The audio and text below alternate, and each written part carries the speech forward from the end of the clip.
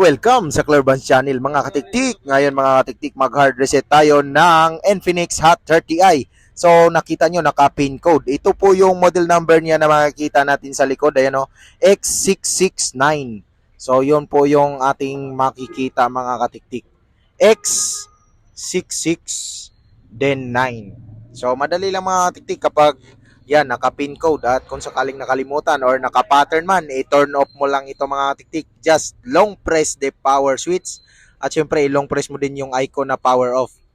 At syempre mga katiktik, maghantay ka dyan ng 5 to 10 seconds, no? At ang gagamitin lang natin, ang pipindutin is volume down at saka yung power switch. Ang technique dito dahil speedy chip to mga katiktik, pagka long press mo ng power switch, magbilang ka ng 4 seconds, dapat i-press mo din yung volume down. Yan. So nakuha nyo ba mga katiktik? And then bitawan nyo lahat din sabay pindot ulit sa volume down. Ayan. So lalabas po dyan ang ating recovery. Ayan. At syempre gagamit tayo ng volume down para tumapat dito sa wipe data on factory reset. And then pindutin mo yung power switch. And then volume down ulit.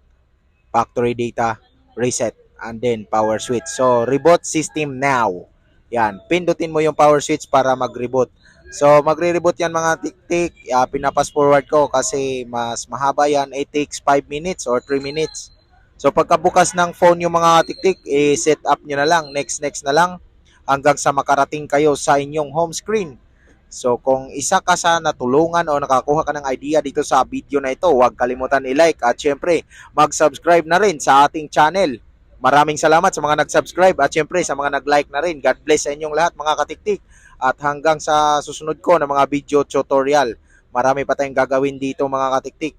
So again mga katiktik, ang technique doon, pagka-off ng cellphone mga katiktik, magbilang ka lang ng 4 seconds, long press mo yung power switch, magbilang ka 1, 2, 3, 4, then pindutin mo yung volume down, and then bitawan mo, pag lumabas yung logo, bitawan mo lahat, and then bilisan mo, pindutin mo ulit ang volume down. So ganyan lang ang technique, kasi speedy chip to mga katiktik. So yun nga, ito yung model number niya, Hot 30i Infinix. So ito, papakita ko din sa inyo mga katiktik. Ayan. Yan po yung kabuuang system information. So maraming salamat at muli, this is your katiktik. Thank you sa inyo.